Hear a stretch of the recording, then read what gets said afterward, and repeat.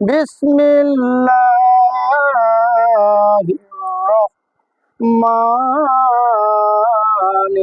রহিম। আসসালাতু ওয়াসসালামু আলাইকা ইয়া হাবিবাল্লাহ।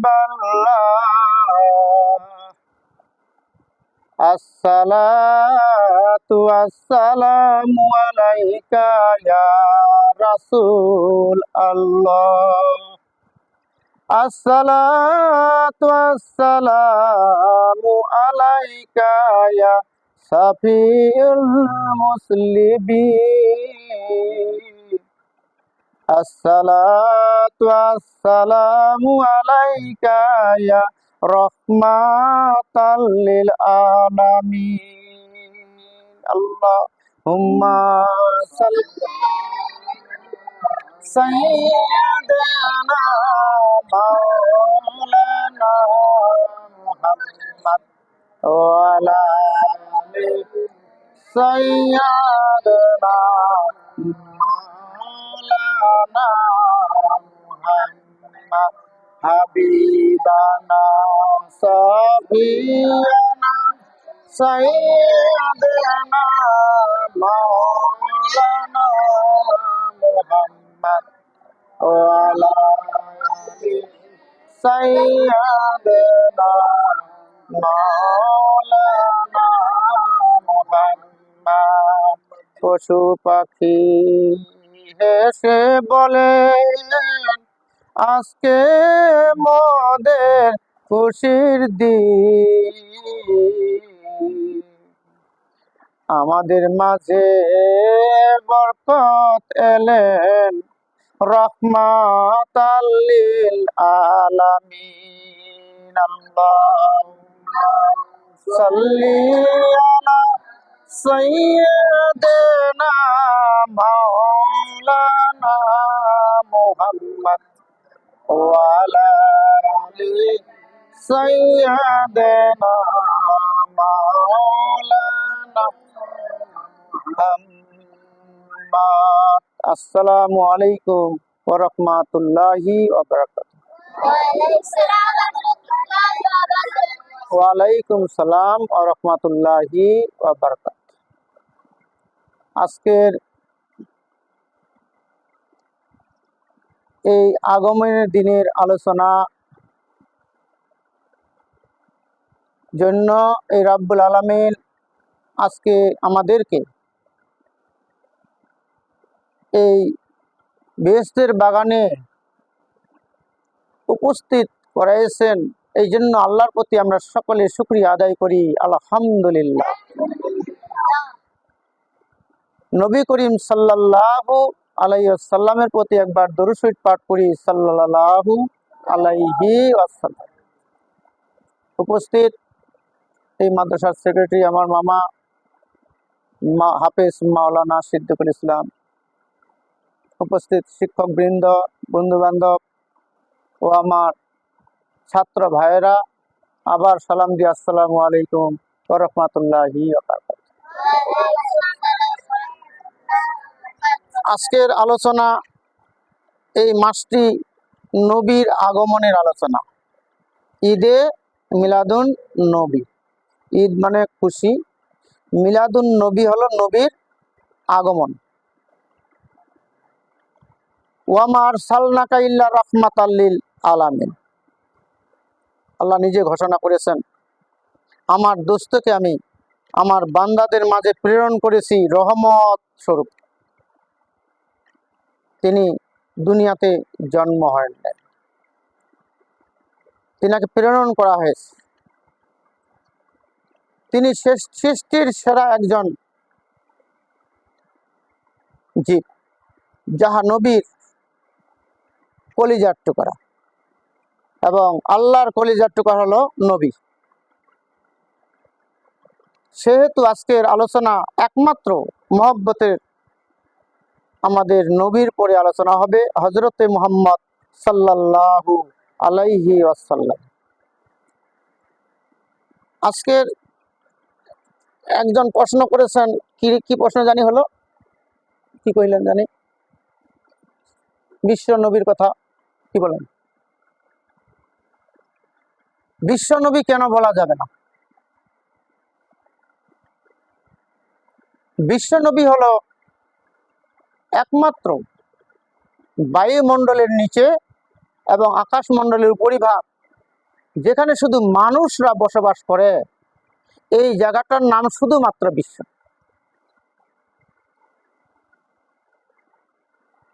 জাতিসংঘ, এরপর আর বিশ্বের কোনো মালিক নাই। সামাজিকভাবে জাতিসংঘ হলো বিশ্ব পরিচালনা করে। তাহলে কি নবী খালি বিশ্বরেই লোক? তিনি হলেন কুল কায়নাতের নবী।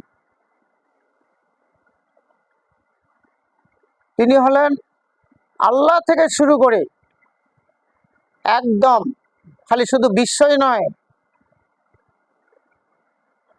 ফুলসিরাত, কিয়ামত যেখানে বিচার হবেন, শেষ বিচার, সেইখান পর্যন্ত আল্লাহর আওরস সিদরাতুল মুনতাহার এমন একটি জায়গা নাই যে তিনি নবী নয়। সব জায়গারই তিনি নবী। সেহেতু বিশ্ব নবী বলে নবীর শান এবং মানকে ছোট করা যাবে না। কি হবে? তাতে ইমানের ঘাটতি আসবে, নবীর সাথে ভালোবাসা খুব কমে যাবে। নবীর শান মানকে আমরা কোনো মুহূর্তেই নিচে নামাইতে পারি না। সেহেতু বিশ্ব নবী বলাটা একেবারেই মুনাফিকি। আমি বলবো একদম সরাসরি আলাপে, তিনার দরবার শেষ নাই। এটার আলোচনা আসতেছি। নবী করিম সাল্লাল্লাহু আলাইহি ওয়াসাল্লাম নবুয়ত প্রাপ্ত কতদিনে হয়েছিলেন? অনেকে মৌলানাগুলা বলে নবী তো 23 বছর নবুয়তি করেছেন। কোনখানে লেখা আছে তিনি 23 বছর তিনি প্রেরণ অবস্থায় তার উম্মত এবং নবীর শুধু তাই নয়, সারা বিশ্বের যতগুলি মানব জগৎ আছে সকলের তিনি নবী হিসাবে 23 বছর মানুষের সঙ্গে ছিলেন। এইটুকুই হাদিসে আছে। কি মামা? মানুষের সাথে ছিলেন 23 বছর। নবী আসার পরে 27 বছর ছিলেন উনি আবার আল্লাহর দরবারে, তিনাকে নিয়ে গেছিলেন। তো 23 বছর আর 27 বছর এই পরে আর তিনি ছিলেন 90 বছর ছিলেন। কিন্তু আল্লাহ তাআলা যখন প্রকাশ করতে চেয়েছিলেন, কোটি কোটি কোটি কোটি কোটি কোটি শেষ করা যাবে না কতদিন আল্লাহর সাথে তিনি ছিলেন সেটা বলে শেষ করা যাবে না। সেহেতু তিনি নবুয়ত প্রাপ্ত কতদিনে হয়েছেন? যখন জিনকে তৈরি করা হয়, যখন ইনসানকে তৈরি করা হয়, তখন আল্লাহ তাআলা তার 5 জন সদস্যকে নিয়ে তিনি সে আল্লাহর দরবারে একটা মিটিং করেছিলেন। সেই মিটিং করার সময় আল্লাহ তাআলা তার দোস্ত নবী করিম সাল্লাল্লাহু আলাইহি সাল্লামকে সভাপতির হিসাবে তিনাকে আখ্যায়িত দিয়েছিলেন। তখন জিনকে তৈরি করা হলো, কিন্তু জিনের আল্লাহ সন্তুষ্ট হলো না। তখন আবার বসলেন কয়জন? আল্লাহ সহ 6 জন, আবার 5 জনকে আর 4 জনকে। আল্লাহ, তার দোস্ত নবী, আরো 4 জন। এগুলো বলতে গেলে আরো দূরে চলে যাবে, এত আলোচনা যাব না, শুধু নবীর মহব্বতে আলোচনা করব। আবার বসলেন আদমকে তৈরি করার জন্য। যখন আদমকে তৈরি করে, অনেকে বলেন মাটি দিয়ে তৈরি করে, অনেক কিছু তৈরি করে। আল্লাহর কি খালি মাটি ঘানে আসল আর কি নাই? আমরা যে ভাত খাই, যখন আমরা প্রথম ভাত খাচ্ছিলাম, মাটির থালি, কষার থালি, পিতলের থালি, তারপর এখন চলেছি স্টিলের থালি। কি বলেন? আবার আবার আসলো থালাগুলা কিসের? মেলামাইন আসলো। এখন আর কি কি স্টিক জানি আসলো, এবার নতুন নতুন অনেক আছে। যদি মানুষের মধ্যে যে এত প্রকার ধাতু দিয়ে যে তৈরি করা হয়, তা আল্লাহ কি ওই আদম আলাইহিস সালামকে খালি মাটি দিয়ে তৈরি করেছেন? এখানে আল্লাহ তাআলা আবার 6 জন বসলেন, আল্লাহ তার প্রতিনিধি 5 জন মিলে আল্লাহর আরশে আবার বসলেন এবং সভাপতি করলেন নবী করিম সাল্লাল্লাহু আলাইহি সাল্লাম। কি করলেন? যে আদমকে তৈরি করতে হবে। তাহলে নবীর শান কত বড়! আদমকে তৈরি করার ব্যাপারেও আল্লাহ তাকে দিয়েছেন, তার পরামর্শ নিয়েছেন। এখানে শয়তান আজাজিল বারবার আল্লাহকে পরামর্শ দিয়েছেন যা মানুষকে তৈরি করা যাবে। তখন থেকে এই আদমের বিপক্ষে এই শয়তান ছিল। সারা পৃথিবী আল্লাহর আরশ পর্যন্ত যেখানে যেখানে জিনগুলা তৈরি করা হবে, এই শয়তান কিন্তু আসলে আজাজিল একজন জিন, সে কিন্তু কোনো ফেরেশতা না, সে জিন কিন্তু একজন। তাকে ক্ষমতা দিয়েছেন, এই জন্য তিনি ফেরেশতাদের মতোই কাজে লেগে গেছিলেন। সেহেতু দেখেন আল্লাহ তাআলা কোনো ধাতুর মধ্যেই এই আদমকে তৈরি করেছেন, তার সঙ্গে ছিল আপ, আতশ, খাক, বাত, পানি, আগুন, মাটির মতো এক প্রকার জিনিস এবং আর বাতাস। এই 4টা মিশ্রিত করে এই আদমকে তৈরি করেছিলেন। যখন আদমকে যখন সিজদা দেওয়া হলো, দেখেন নবীর শান কতটুকু। বলছে সকালকে আজাজিল সহ প্রত্যেকটি ফেরেশতা এলে অত বড় বড় মৌলবী আমার সার্টিফিকেটধারী আমি নয়, এই জন্য বড় মৌলবীদের আমি অত বুঝায় অত সময় নাই, খুব বুঝে নেবেন ব্যাপারটা, শিক্ষার ব্যাপার। তখন আদমকে যদি তার জিভে আসে যায়, প্রকাশ পায় আদমের, তখনই ফেরেশতাদেরকে বললেন যে আর আজাজিলকে বললেন তোমরা সিজদা করো। এই হুকুম হয়ে গেল। তিনি হাসি কাশির মধ্যে তার জিভ প্রকাশ পাইলেন এবং ফেরেশতাগুলি সবাই সিজদা করলেন, কিন্তু আজাজিল সিজদা করল না। ফেরেশতারা সিজদাতে উঠে দেখতেছেন যে লালনতের মালা আমাদের গলায় কোনো ফেরেশতার গায়ে পড়ে না, আমরা ঠিক মতো আল্লাহর হুকুম পালন করেছি, কিন্তু আজাজিল সিজদা দেননি। ঠিক আল্লাহ তাআলা তাকে শয়তান হিসেবে মেরেছেন। তখন এই ফেরেশতারা খুশি হয়ে আরেকটি সেজদা আবার দিলেন আদমকে। কয়টি সেজদা? এই জন্য আমরা প্রতি রাকাতে 2টি সেজদা আমরা আল্লাহ ফরজ করে দিয়েছেন, 2টি সেজদা দেওয়া যায়। আলহামদুলিল্লাহ বলেন। এখন দেখেন নবীর শান, এখন ঘটনা কথা হলো, এখন নবীর শানে চলে আসবো আমরা, নবীর ভালোবাসার উপর।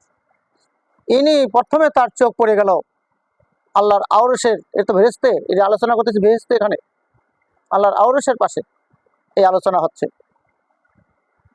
ভেরেশতে কোন একটা দরবার আছে, দরবার উপরে লেখা আছে লা ইলাহা ইল্লাল্লাহু মুহাম্মাদুর রাসূলুল্লাহ, এই কলেমা।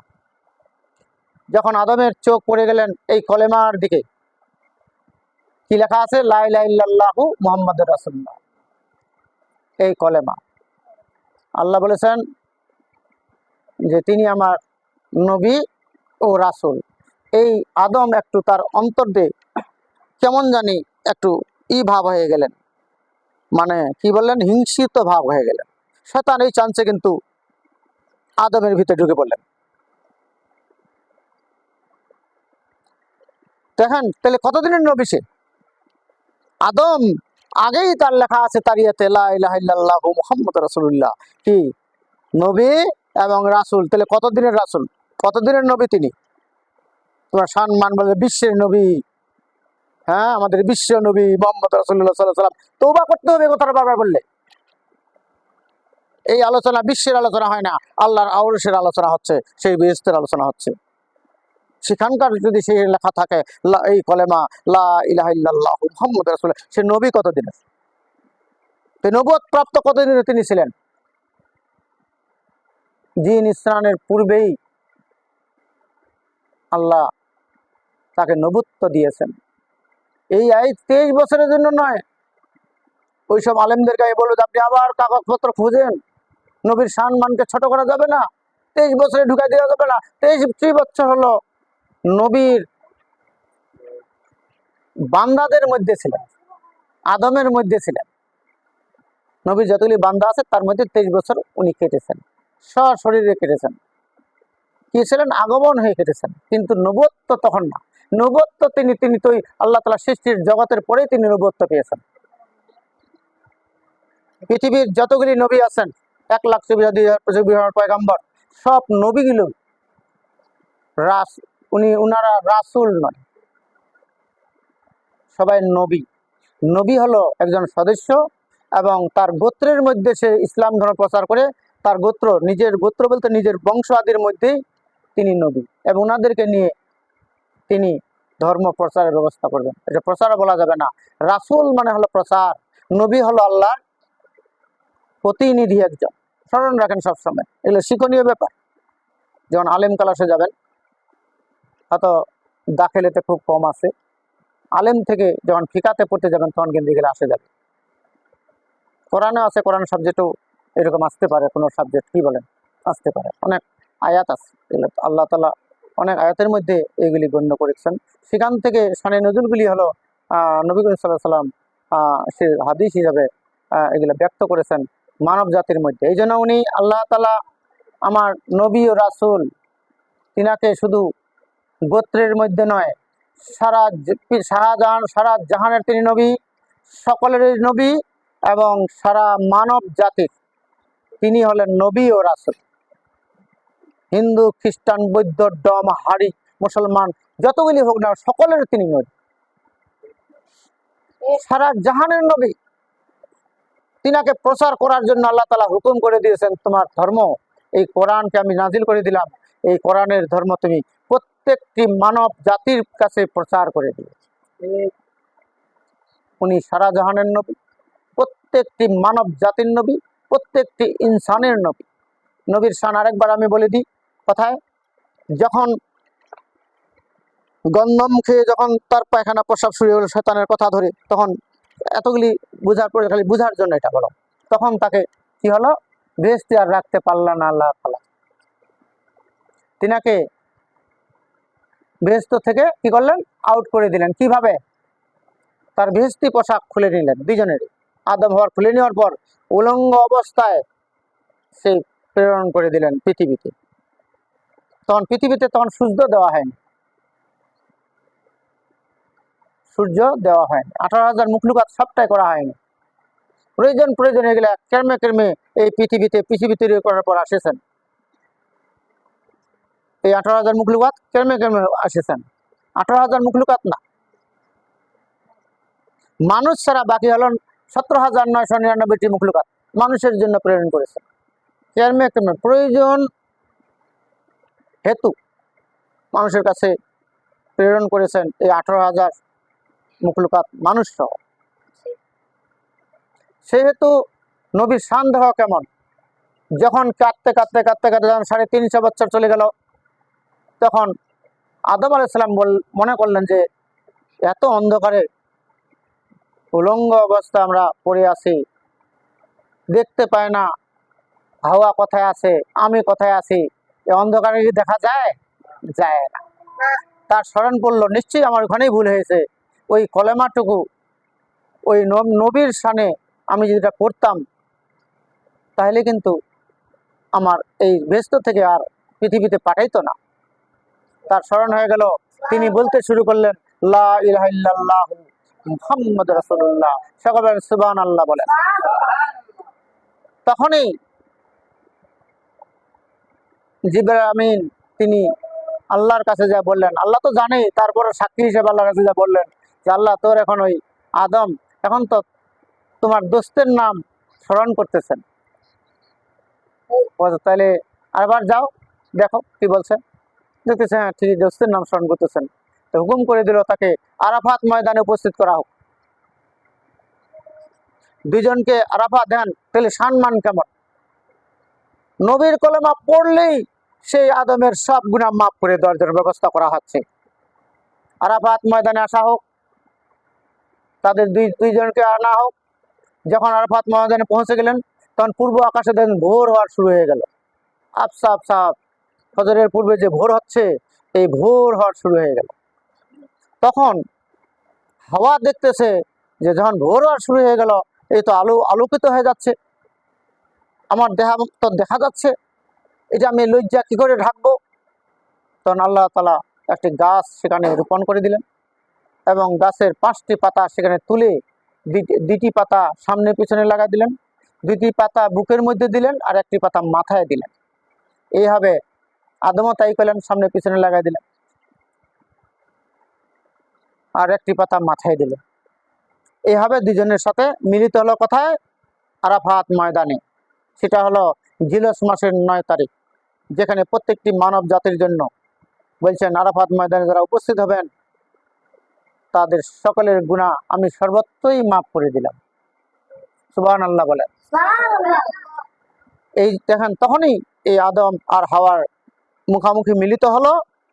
আর এই ঠিক তখন ফজরের নামাজ, আমরা যে ফজর নামাজ পড়তেছি না, তখন দুইজন মিলিত হয় 2 রাকাত নামাজ পড়লেন আর তওবা করলেন, রব্বানা জালামনা আনফুসানা ওয়া ইল্লাম তাগফির লানা ওয়া তারহামনা লানাকুনান্না মিনাল খাসিরিন। এই এই দোয়াটির মাধ্যমে আল্লাহ তিনাদের সব গুনাহগুলি মাফ করে দিলেন এবং তিনাদেরকে আদম হিসাবে পৃথিবীতে থাকার জন্য অনুমতি দিয়ে দিলেন। সেখান থেকে মুজদালিফায় তিনি থাকলেন। সেখান থেকে তিনি আবার মিনা হয়ে তাকে রাস্তা দেখাই দিলেন, যে মিনা হয়ে যাও। মিনা হওয়ার পরে কাবায় যেতে হবে। কাবা শরীফ যখন পৃথিবী তৈরি হয় 1800 বছর আগে কাবা শরীফ তৈরি করা হয়েছে। কোথায়? মক্কা, ওই জায়গাটাতেই। তখন কোনো মাটি তৈরি হয়নি, কোনো পাহাড় তৈরি হয়নি। সেটার দিকে দেখাই দিলেন। আর ওটাকে সমুদ্রের ঢেউ খেলে খেলে, যত প্রকার ঢেউ খেলছিল, ঢেউ খেলতে খেলতে ওটাকে ওই কাবা শরীফের চতুর্দিকে পাহাড় তৈরি হয়ে গেল। ওই পাহাড়, ওটাই আরাফাতের পাহাড়। মাটি তৈরি হলো সর্বপ্রথম ওই মধ্যপ্রাচ্যে, ওই গোত্রের মধ্যে মাটি তৈরি হলো। আর পৃথিবীর কোথাও মাটি তৈরি হয়নি। সুবহানাল্লাহ বলেন। ওখান থেকে শুরু। ইসরায়েল, এই সৌদি আরব, ইরাক, এই জায়গাটাতে কি হলো? প্রথম মাটি তৈরি হয়। আর এই আদম আলাইহিস সালামকে ইসরা করার পর সে মিনা হয়ে সেই মক্কাতে পৌঁছালেন। তারপর তাকে কি করলেন? ওই কাবা শরীফ তিনাকে লক্ষ্য করলেন। এই কাবা শরীফে তিনি পৌঁছে গেলেন আদম আর হাওয়া। তাহলে এখানে আমি এটা বলতে চাই না আদম হওয়ার কথা, বলতে চাই যে নবীর নাম স্মরণ করার সাথে সাথে তার যে 350 বছর কাজ ছিল সে তার সব গুনাহ মাফ করে দিল। তাহলে নবীর শান কত বড়! আর বিশ্ব নবী বলছেন আমার নবী বিশ্ব নবী, আবার কখন বলছেন রাহমাতাল লিল আলামিন। রাহমাতাল লিল আলামিন মানে কি? এগুলো বুঝতে হবে তো। আবার আলোচনা রাহমাতাল লিল নবী, আমার রাহমাতুল আলামিন, নবী হলো বিশ্ব নবী। খালি বিশ্ব নবী, এত সম্মান নিচে নবীর। এই এত ছোট আলোচনা না করে নবীর জন্য শানে আমাদের বৃহৎ আলোচনা করতে হবে। নবী ছাড়া কুল কায়নাত কিছুই আল্লাহ সৃষ্টি করতেন না। সেই হেতু নবীর প্রতি যারা ভালোবাসা মহব্বত অর্জন করবে তিনি আল্লাহকে পাবে। আর নবীর প্রতি যদি ভালোবাসা না থাকে সে তিনি আল্লাহকে মুহূর্তেই পাইতে পারেন না। সেই জন্য ওখানে বলেছে ওমার সাল্লাকা ইল্লা রাহমাতাল লিল আলামিন। এগুলো শিক্ষণীয় বিষয়। এগুলো যখন দাখিল থেকে যখন আলেমে চলে যাবেন, ফাজেলে যাবেন, তখন কিন্তু এগুলো পাবেন। এগুলো ছোট থেকে যদি জানেন তাহলে সেখানে পাবেন। এখন থেকে যদি সেগুলো কালচার না করেন সেখানে পাবেন।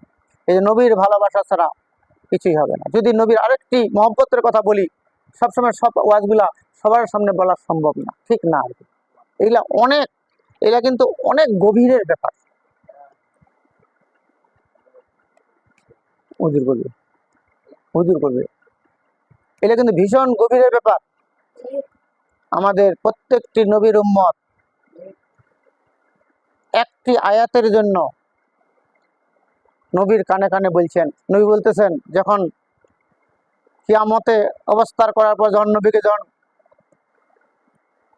বেহেশতে নিয়ে আসলেন, তখন বলছে হ্যাঁ এখানে কথা নিয়ে আসলেন বেহেশতে, আমার উম্মত কই? বেহেশতে তো আমার উম্মতকে আমি দেখা পাই না।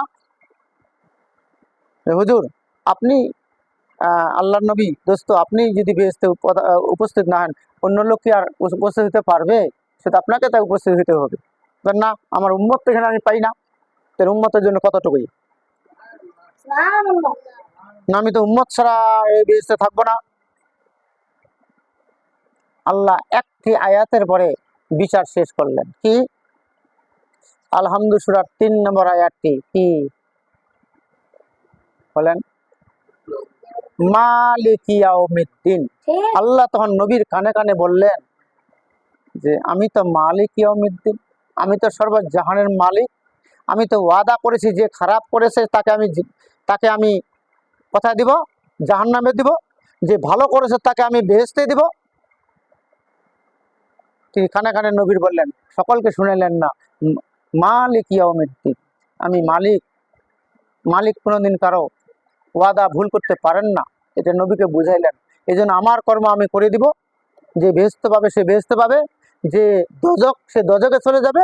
এখন আমার দোস্ত জীবনে আমার উম্মতকে আমি চাই, তোমার উম্মতকে আমি তোমার সম্পূর্ণ শুনেন, তোমার উম্মতকে আমি সব উম্মতকে বেহেশতে আমি পদার্পণ করে দিব।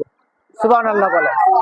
তাহলে দেখেন, নবীর উম্মতরা আল্লাহ বিচার করে ফেলবেন, জাহান্নামের জাহান্নাম, বেহেশতের জায়গা বেহেশতে চলে আসবেন। কিন্তু যারা জাহান্নামে যাবেন বিচার করার পর, তখন নবীর মহব্বতে একদিন যদি নবীর কথা বলছেন লা ইলাহা ইল্লাল্লাহ মুহাম্মাদুর রাসূলুল্লাহ, একটি একটি উম্মত যদি বলেছেন যতই পাপ করুক না কেন, ওই একবার যে নবীর কথা যে শানে যদি যে দরুদ শরীফ পেরেছেন, তখন সব উম্মতদেরকে আবার বেহেশতে নিয়ে চলে আসবে। তাহলে নবীকে আর নবীর শান মান সম্বন্ধে করতে হবে, নবী ছাড়া কিছুই হতো না।